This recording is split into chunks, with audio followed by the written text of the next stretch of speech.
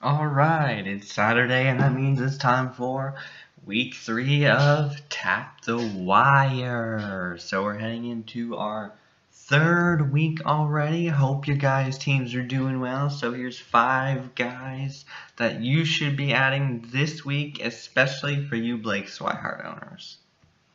First ad for this week is Diaz for the Cardinals. He's eligible at shortstop and second base.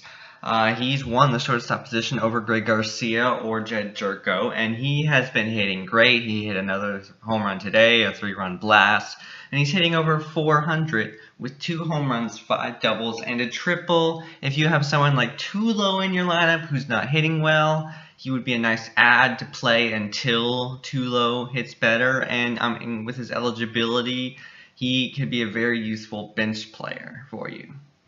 Alright, I'm going to give you Swihart owners some options here. There's Wilson Ramos, who's been a popular ad ever since Swihart went down. He's owned in 53% of Yahoo leagues, and he's batting over 400. I mean, you could do worse. Other options are Wellington Castillo, which is a little bit over 50% owned in Yahoo leagues. JG Realmuto, who's a little bit under 50%. He's off to a slow start, but I think he'll pick it up.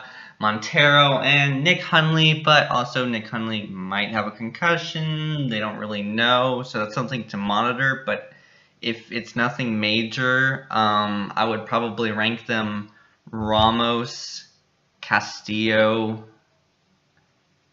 probably Montero over Realmuto or Hundley at this point. But any of those guys would be a perfect replacement for Swihart.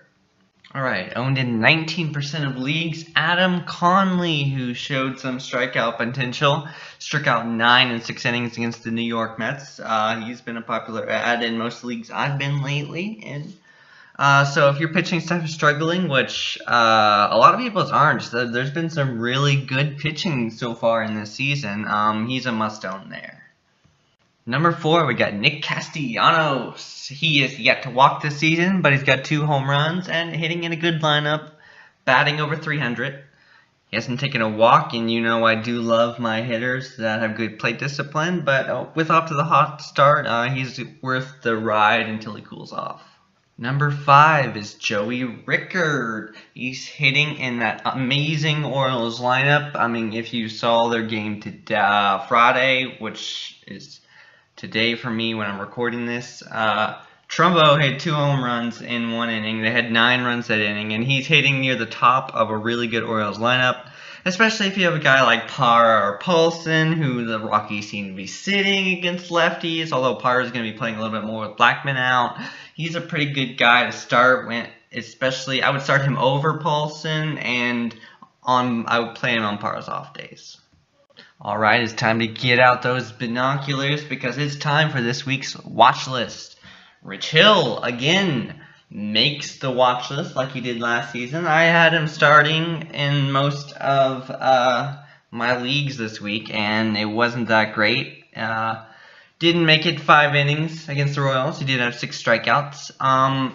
He's more of a spot start guy right now. If he's got a good matchup, the strikeout potential's there, that you should pick him up, but I don't think he needs to be owned on a consistent basis at this time. Trevor May's on the watch list because he's next in line after Kevin Jepsen in the Minnesota's bullpen. Although, I mean, they finally won a game on Friday, so at least they might have at least some save chances. And then Jeremy Hazelbaker, he's not on the ad list because he's already owned in 71% of leagues, and I feel like that's a little high. So he's more of a watch list guy because I feel like he's right around like any league that didn't add him probably shouldn't have him on the roster anyway. So again, those are the ads and the watch lists for week 3. Remember, tap the wire every Saturday at noon. For Fantasy Aid, I'm Andrew, and let's have another good week.